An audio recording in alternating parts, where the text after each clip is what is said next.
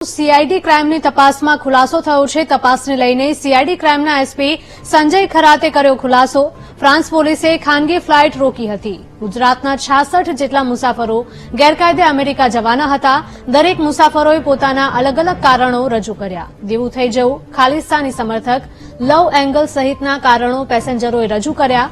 એજન્ટોની સઘન પૂછપરછ કરવામાં આવી રહી છે। ગુજરાત બહારના કેટલાક એજન્ટો છે તેની તપાસ કરાઈ રહી છે। સીબીઆઈ સહિતની એજન્સીઓ મારફતે ફ્લાઇટની માહિતી મંગાવાઈ છે। ફ્લાઇટ ક્યાંથી ઉપડી, ક્યાં ક્યાં ગઈ તેની માહિતી મંગાવાઈ હતી। પૈસાના ટ્રાન્ઝેક્શનની તપાસ કરવામાં આવી રહી છે। ત્યારે પહેલા એજન્ટો પોતાના પૈસા વધારે છે। જે એજન્ટ આર્થિક સક્ષમ ન હોય તે રોકાણકારો પાસેથી પૈસા મેળવતા હતા। 15 એજન્ટમાંથી ગુજરાત અને બહારના રાજ્યોના એજન્ટો છે। હજી સુધી આર્થિક વ્યવહારો સ્પષ્ટ થઈ શક્યા નથી।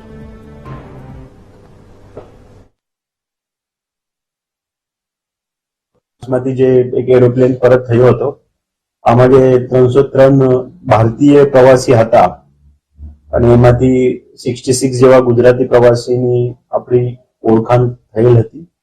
એ તમામ લોકોની પોલીસ તરફથી પૂછપરછ એના અલગ અલગ પ્રકારે અલગ અલગ વખતે કરવામાં આવેલ છે અને તે પૂછપરછ થકી એ કેવી રીતે અને કોના થકી જવાના પ્રયાસ કરતા હતા તે બાબત સામે આવેલ હતી અને એમાં અમુક એજન્ટ્સના નામ જે લોકો થકી એ દુબઈ અને દુબઈથી નિકારાગુઆ અને ત્યાંથી પછી આગળ જવાના પ્રક્રિયામાં હતા, એ નામ અમારા સામે આવ્યા હતા। સીઆઈડી ક્રાઇમ ગુજરાત પોલીસ તરફથી હાલ આ એજન્ટ્સ જે છે એ લોકોની એક સઘન પૂછપરછ કરવામાં આવે છે અને તેને અહીંયાના જે એજન્ટ છે એની આમાં શું ભૂમિકા છે, બીજા આમાં કોણ લોકો ઇન્વોલ્વ છે, પૈસાનું ટ્રાન્ઝેક્શન કેવી રીતે ચાલતું હતું તે બાબતે તપાસ ચાલુ છે।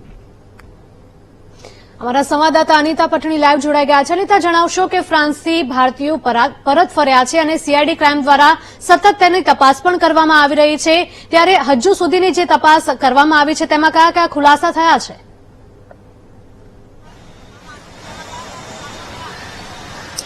જી હિરલ, જે પ્રકારે ફ્રાન્સથી જે ગેરકાયદેસર અમેરિકા જતા જે ગુજરાતીઓ જે હતા 66 જેટલા, તેની તપાસ જયારે સીઆઈડી ક્રાઇમ થઈ રહી છે તો અવનવા ખુલાસા એ સામે આવી રહ્યા છે કે જે રેકેટ સામે આવ્યું છે જેમાં એજન્ટો દ્વારા જયારે કોઈ એજન્સી તેઓને ગેરકાયદેસર અમેરિકા જતા અટકાવે તો કેવા પ્રકારના નિવેદન આપવા તે પણ મુસાફરોને સમજાવવામાં આવ્યા હતા। ખાસ કરીને જે મુસાફરોના નિવેદન લેવામાં આવ્યા ત્યારે શરૂઆતના સમયમાં તેઓ પોતાને દેવું થઈ જતા પૈસાની જરૂરિયાત હતી, જેના કારણે તેઓ વિદેશ જઈ રહ્યા હોવાનું રટણ કરી રહ્યા હતા અને ત્યારબાદ કેટલાક મુસાફરો તો તેઓના પ્રેમ સંબંધના કારણે સતત દબાણ વધ્યું હોવાના કારણે તેઓ વિદેશ જઈ રહ્યા હતા, જ્યારે કેટલાકે તો ખાલિસ્તાનના સમર્થન માટે જે વિદેશ જઈ રહ્યા હોવાનું પોતાનું સ્ટેટમેન્ટ આપ્યું હતું। તો જે પ્રકારે જે 66 જેટલા મુસાફરોની પૂછપરછ કરવામાં આવી હતી જેમાં મહત્વના ખુલાસા સામે આવ્યા છે કે અગાઉથી જ એજન્ટો દ્વારા તેઓને પ્રિપેર કરવામાં આવ્યા હતા કે જ્યારે કોઈ એજન્સી ત્યાં તેમને અટકાવે ગેરકાયદેસર જતા ત્યારે કેવા બહાના બનાવવા, કેવી રીતના બચવું તેની તાલીમ પણ આપવામાં આવી હતી। પરંતુ આ રેકેટની તપાસની અંદર સૌથી મોટા ખુલાસા એ સામે આવ્યા છે કે એજન્ટો સાથે જે રોકાણકારો જે હોય છે તેનો પણ એક રોલ સામે આવ્યું છે, કારણ કે મુસાફરોના જે ત્યાં પહોંચવા માટેની ટિકિટથી લઈને તેઓના વાહન વ્યવહાર અને જમવાનો ખર્ચો પણ એજન્ટ ઉઠાવતા હતા અને તેઓને 2000 થી 3000 જેટલા ડોલર જે ખર્ચ રૂપે પણ આપ્યા હતા।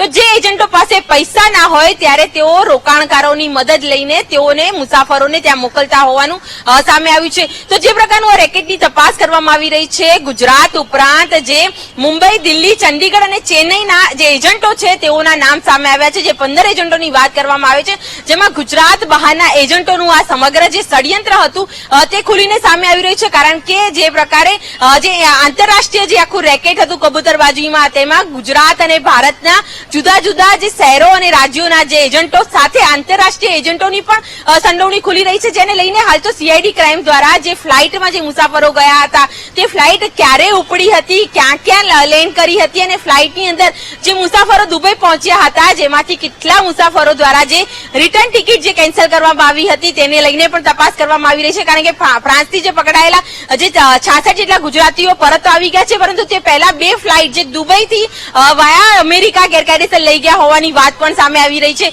તો આ સમગ્ર જે કબૂતરબાજીના રેકેટની અંદર મોટા ખુલાસા અત્યારે સામે આવી રહ્યા છે અને જે પ્રકારે મુસાફરો પણ શંકાના દાયરામાં છે, કારણ કે જે મુસાફરો મુસાફરો છે તેના નિવેદનમાં સ્પષ્ટ તપાસ કરવામાં આવી રહી છે કે મુસાફરો પોતાની મરજીથી ત્યાં ગયા હતા કે એજન્ટો દ્વારા કોઈ લોભામણી લાલચ આપવામાં આવી હતી. તે તમામ મુદ્દે હાલ સીઆઈડી ક્રાઇમ તપાસ કરી રહી છે. જી હિરલ. જી બિલકુલ અનિતા, તમામ માહિતી બદલ આપનો આભાર.